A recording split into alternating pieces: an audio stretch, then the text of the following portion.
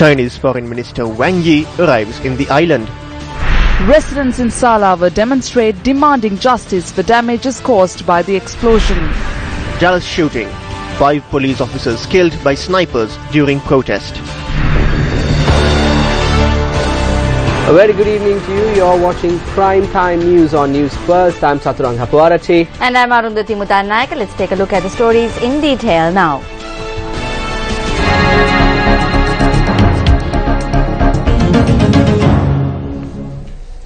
President Maithripala Sirisena has reaffirmed that international courts and international judges will not be allowed to interfere with the affairs of the country as long as he holds office.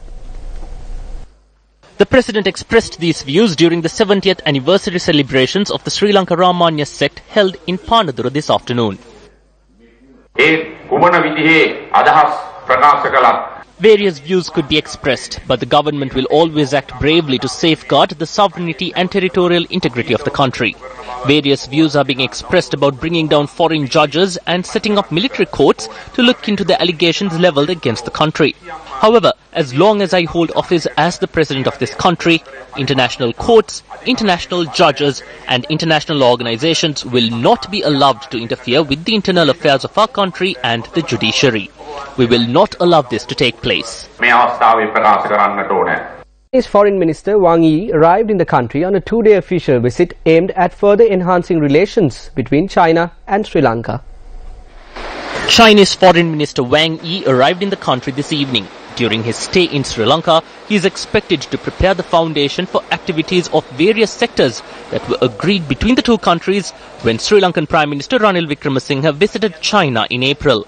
The Chinese Foreign Minister is due to meet with President Maithripala Sirisena and Prime Minister Ranil Wickremesinghe and is also scheduled to hold talks with Foreign Minister Mangala Samaravira.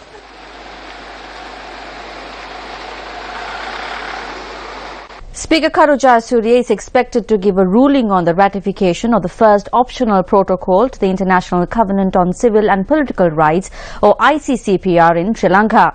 The government and opposition, after arguing on the question of ensuring people their rights through constitutional means, agreed to refer the matter to the Speaker. The Singarasa case. The Supreme Court had in Singarasa case agreed that the government of Sri Lanka had set out the correct legal position which stated its response to the HRC as follows. The Constitution of Sri Lanka and the prevailing legal regime do not provide for release or retrial of a convicted person after his conviction is confirmed by the highest appellate court, the Supreme Court of Sri Lanka. Therefore, the state does not have the legal authority to execute the decisions of the Human Rights Committee to release the convict or grant a retrial. The government of Sri Lanka cannot be expected to act in any manner which is contrary to the Constitution of Sri Lanka. In my view, it is nothing but an attempt by a judiciary to usurp the powers of both the legislature and the executive. The obiter dicta of the Supreme Court violates Article 3(4) and 27(2) of the Constitution. The Supreme Court does not have the power to violate the basic tenets of the Constitution, which unfortunately the Supreme Court has been doing in the last decade. Very, very unfortunate. Trying to override Parliament, lock up members of Parliament. That was the unfortunate period of Sri Lanka's political history.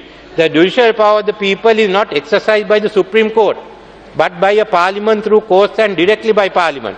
And a decision of this nature can only become law if passed by Parliament by a 2/3 majority of the total membership of the House and moved by a referendum. The courts that have followed the obiter dicta have violated the Constitution. It's a judicial coup against Parliament and the sovereignty of the people. Instead of confining itself to the matters before it, the court has meandered into a totally irrelevant area and made pronouncements on the constitutional competence of the President to accede to the optional protocol. I believe something that should be left to the Speaker of the Parliament in this instance, and I had asked the Speaker to, after necessary consultation, to give his ruling on this matter. Chief Opposition Whip MP Anura Kumar Dissanayake raised a question in Parliament today as to whether a plan is in place to hand over several oil tanks located in the port of Trincomalee to the Indian Oil Company. However, the subject minister as well as his deputy were not present in Parliament to respond to his question. පිළිතුර තියෙනවද ඔබතුමා ගාව? I wonder who will respond to my questions. Do you have the response? චන්දි Weerakkody මැතිතුමා. හා? චන්දිම වීරක්කොඩි මැති. ඔව්. නෑ උත්තරේ නෑ මං හිතන්නේ ප්‍රශ්නේ එතුමා ගාව තියෙන්නේ. මං ගාව තියෙන එක මම එතුමා ගාව තියෙන්නේ. මට ඕන නම් කියවන්න පුළුවන්ද? ඒ මම ප්‍රශ්න කියවන්නයි. The minister or the deputy minister has to be here. If they can't respond, they have to say so. There's no point in asking that question if the minister and deputy minister are not here. Shadow කට්ටිය නැද්ද? Even the shadow minister is not here. Honorable Speaker, the minister, state minister or shadow minister needs to be here. Honorable Speaker, we need to do something about this. The standing orders have been amended. I will present it before the party leaders next week. By August, we will be able to implement the new standing orders. Accordingly, the minister has to be present in order to provide the necessary response. That brings disrepute to both the parliament and the MP who poses the question. I would like to focus the attention of this chamber to newspaper reports that a plan is underway to hand over another set of oil tanks located in Trincomalee to the Indian Oil Company. The Petroleum Corporation introduced a plan for them to make use of these tanks. Even when this has been approved, a sudden decision was taken to stop this. There is rising unrest among the employees of the Petroleum Corporation and the public that plans are being drawn up to hand over the remaining oil tanks over to the Indian Oil Company. We will respond during the next session, but I would like to ask you, are you against these tanks being given to India? We are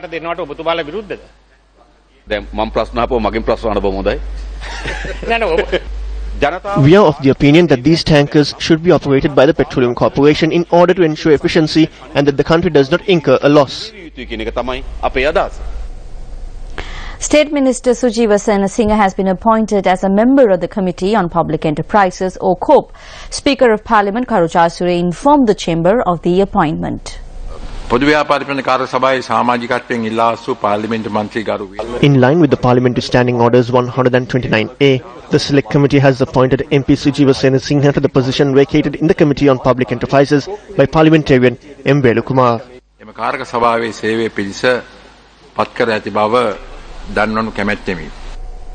The COPE committee convened yesterday to look into the controversial bond issue of the central bank. Officers of the central bank were also summoned for this meeting.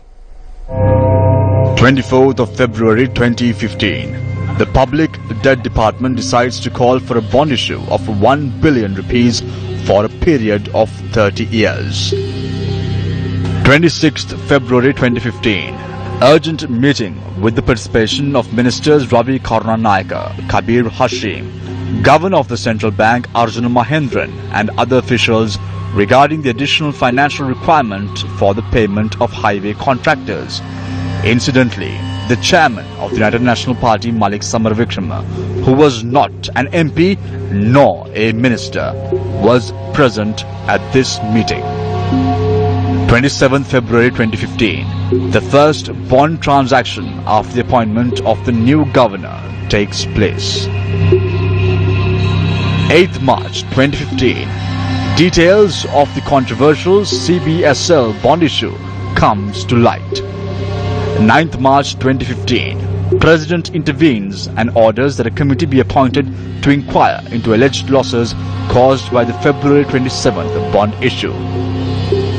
March 10th, 2015. A three-member committee appointed by the Prime Minister, names of Gamini Pitimina, Mahesh Kalugampitia and Chandimal Mendis, announced as committee members, all of whom have strong affiliations with the UNP.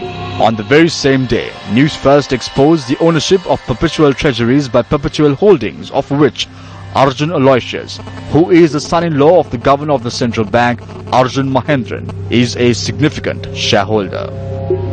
11th March 2015.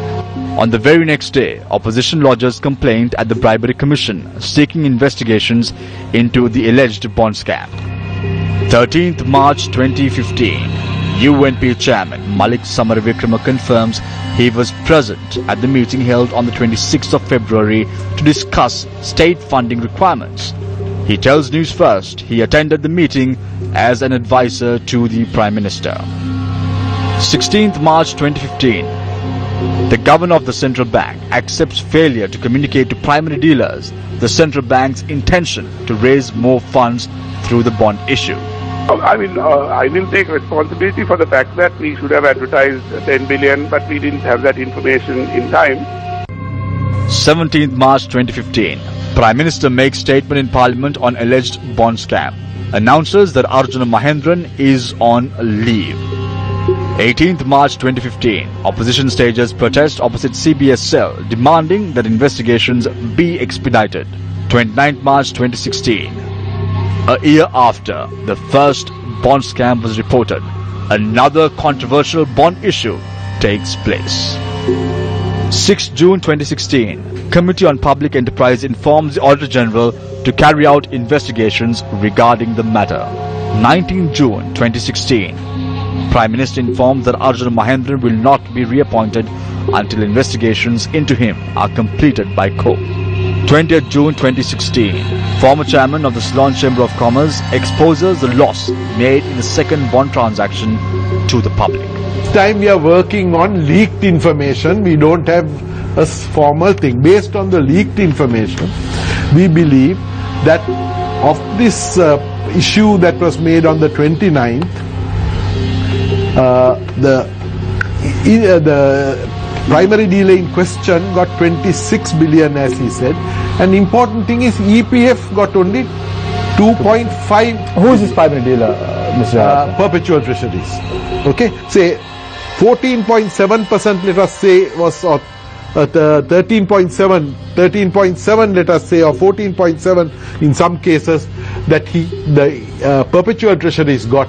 If they kept a 1% margin and sold those bonds back to EPF, on that basis, we are assuming EPF or ETF or to the insurance corporation, any one of the state, NSB or Bank of Ceylon or anybody like that, if they sold, just 1% amounts to 2.7 billion. Thank you very much. Important. 24 June 2016, Governor Arjuna Mahendran holds meeting at Central Bank, meets all deputy governors and says that he will be on leave until investigations are completed. 29th June 2016, President says a new governor will be appointed. President arrives at the Central Bank to hold a critical meeting the same evening. 30th June 2016, President appoints Dr. Indrajit Kumaraswamy as new governor of the Central Bank. 4th July, new governor of the Central Bank takes oaths before President Maithripala Sirisena, promising to uphold the integrity of the Central Bank of Sri Lanka. The Central Bank of Sri Lanka is one of the great institutions in this country. And I'm acutely aware that a primary responsibility, arguably the primary responsibility of the governor, is to uphold its reputation and credibility. And I can assure you that I will do my utmost to do so at all times. When I met the president, he just told me one thing. He said, do your work in a straight way and do not fear anybody in discharging your duties. Now my intention is to follow his direction and to carry out my functions according to his wishes. When I met the Honorable Prime Minister, he laid out his vision for where he wants to take this country. And there is a big role for the Central Bank. And in many ways, if we are not able to fulfill our functions in the way it should be fulfilled, in terms of creating a platform for macroeconomic stability with strong macroeconomic fundamentals, having financial sector stability, so there is confidence right through the system. Nothing else is possible. A captain is only as good as his team. However smart or clever the captain is, unless his team has talent and there's teamwork, it's not going to work. Talent alone is not enough. We need to be absolutely together for that talent to bear fruit, to contribute to the development of this country. We need to work as one. We need to have common objectives. හරියටම මේ බැඳුම් කර වැසීමට නියමිතව තියෙන්නේ උදේ 11ට. පෙබරවාරි මාසයේ 27 වෙනිදා උදේ 11ට. 10:45ට. The accepting of tenders was supposed to close at 11 a.m. on the 27th of February. At 10:45, the governor of the Central Bank of Sri Lanka, Arjun Mahendran, comes to the trading floor. He remains there until the trading closes. At 10:48, the Bank of Ceylon makes a phone call requesting for an extension of 10 minutes for them to place their tenders for the bonds. This is an extraordinary incident. There is only one reason to extend the time of closing a tender with regard to the bonds, and this is only when there is an issue with the telecommunication system. Until now, an extension was never done based on the request of a dealer. However, on that day, the request was facilitated. Thereafter, the Bank of Ceylon presented a tender on behalf of Perpetual Traders, the company which is owned by Arjun Aloysius, the son-in-law of Arjun Mahendran. As the company was among the traders, the BOC presented a bid of 13 billion on behalf of that company. The request was only for 1 billion, and bids were made for 13 billion after the deadline by a state bank. හොඳට අපිට දැන් මෙතෙන්දි කාරණාවක් එනවා 1 බිලියනයටයි ඉල්ලුම් කරන්නේ බිලියන 13කට ඉල්ලීම් ඉදිරිපත් කරනවා වෙලාවෙනුත් පස්සේ Rumor has it that the EPF representative had fallen asleep on that day. How far is this? Rumors say not only one day he fell asleep, one day he was sick and therefore he couldn't put any bids in. These are rumors, but let's forget the rumors. The figures speak for themselves. If the figures are right, no bids whatsoever on the 29th of March. On which he gets on the 31st. On the other, it's only 2.5 versus 26 billion from the other. In an article published today on the island with the heading Mahendran ignored public debt department warnings, went ahead with bond sales. Officials tell COPE. It was highlighted, quoting a senior member of COPE. A group of central bank officials yesterday had informed the Committee on Public Enterprises that Central Bank Governor Arjuna Mahendran had claimed he acted on the instructions of Prime Minister Ranil Wickremesinghe with regard to the controversial bond issue. The article goes on to note that the UNP members of the COPE had sought to exonerate Mahendran and to shift the blame to the officials, and the UNP MPs had maintained that the top officials too should be held responsible for the massive loss caused by the bond deal because they had cooperated with Mahendran. Quoting another member of COPE, the island reports that the UNP MPs attempt to absolve Mahendran of the responsibility for the controversial bond auction on the grounds that it had been consequent to a policy decision by the government was countered by the opposition MPs with the help of presentations made by the CB officials. The central bank officials had said that the officials insisted there had been no such policy decision because the monetary board had not given approval for Mahendran's action with regard to the bond deal. However, the CB officials had responded that Mahendran had proceeded with the controversial bond sales in spite of the severe warnings from the public debt department of the central bank. The officials had said that the governor had informed the monetary board of his move only after he had conducted the auction.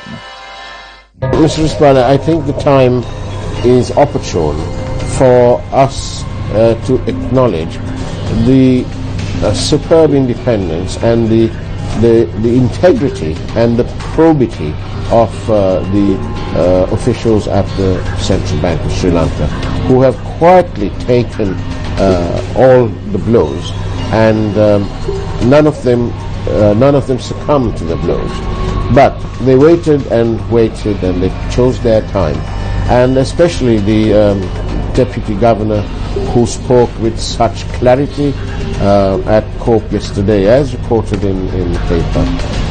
We really owe him a big thank you for upholding the integrity and the sanctity of the office or the institution known as the Central Bank of Sri Lanka. Also in local news, the joint opposition convened a media briefing today. Views were exchanged on the statement made by the Minister of Foreign Affairs. ලංකාවේ අධිකරණයේ විශේෂ අධිකරණයක් නැති කිරීමේ Geneva On several occasions, the president had said that he is against the appointment of special courts here in Sri Lanka based on the Geneva proposal. Therefore, we would like to state that the Minister of Foreign Affairs has challenged the president's statement. At the same time, he has also violated all traditions and regulations of the cabinet. Accordingly, members of the joint opposition came to a unanimous decision to inform the president of these grave mistakes committed by the Minister of Foreign Affairs. First, the foreign minister must learn that there is no such clause in the constitution which allows foreign judges to be appointed. He has directly challenged the president by stating that he will not accept the president's statement. Such an individual is not suitable to hold office as the foreign minister.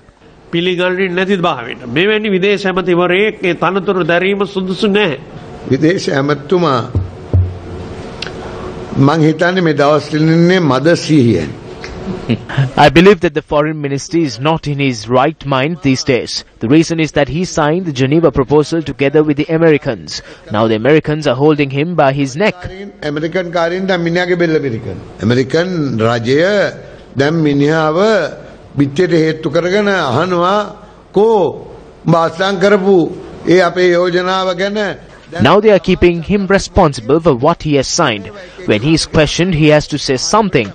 The Americans ask him, your president has clearly stated that he will not appoint foreign judges, but you have agreed and signed in favor of appointing the foreign judges.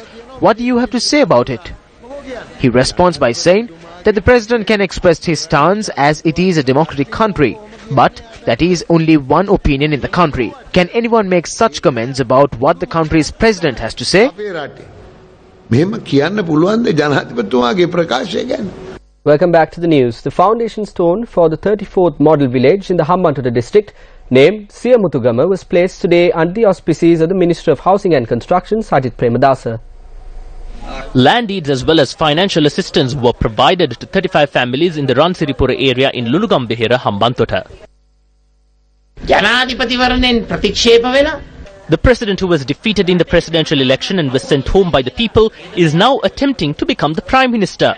There is still a greed for power. He has a great desire to become the prime minister.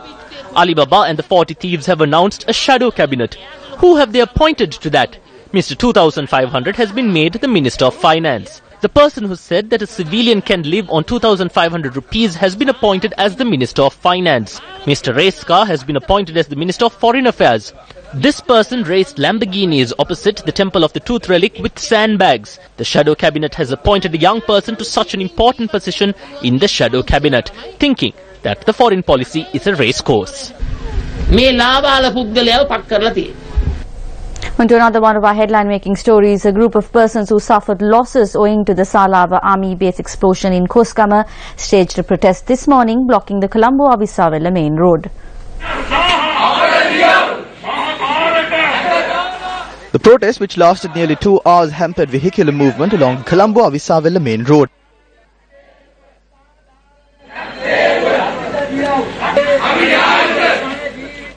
Protesters allege that a proper mechanism has not been put in place to provide compensation to those affected. They add that houses which were damaged owing to the blast have not been renovated as yet. We walk to the town and wonder when they will provide relief. They ask us to show the estimate in writing. However, when we go to this GA office, they ask us to write the estimate on our hands. That is about it. They need to give an estimate in writing. If they don't, they can question as to who gave us the estimation. What do we do then? They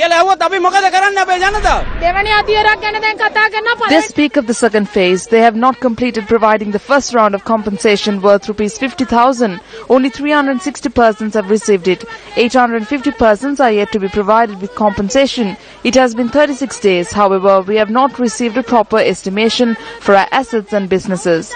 Are they asking us to remain on the roads for a year?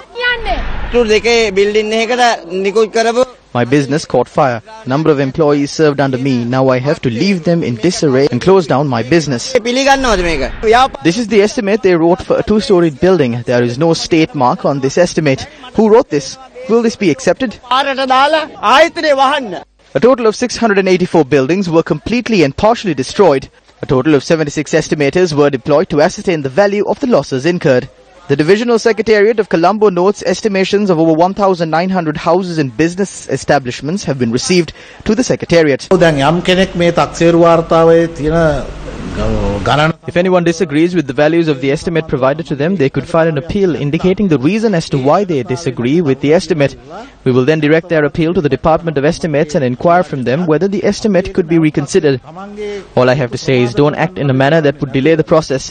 Inform us about the issue you encounter. We are ready to act on them. Army spokesperson Brigadier Jayanal Jayavira, speaking to News First, noted that 825 houses which sustained minor damages have been renovated. He added that clean-up operations in another 42 houses have now commenced. Speaking in Parliament today, TNA parliamentarian S. Sivamohan expressed the following views. Even though rehabilitation was provided to former LTT cadres living in the Vanni district, they still live without freedom. These individuals are under a lot of mental pressure due to the restrictions imposed on them by the intelligence units. The government needs to provide houses to these individuals. A form has been distributed among them for them to obtain relief. The form has been prepared in a manner which automatically disqualifies them. One clause included in the form states that the Gram Seva officer needs to approve that the individual receiving the relief package had never stood up against the government at any point of time. Therefore, on that point, the Gram Seva officer says that it is not possible to provide relief to these individuals. Well, that's a look at tonight's primetime news. Thank you very much for joining us. I'm Arundhati Mudannaika. I'm Chaturanga Pwaj, but before we go, a quick reminder that you can log on to www.newsfirst.lk for more and very latest news, and do not forget to follow us on our social media platforms. Good night and take care.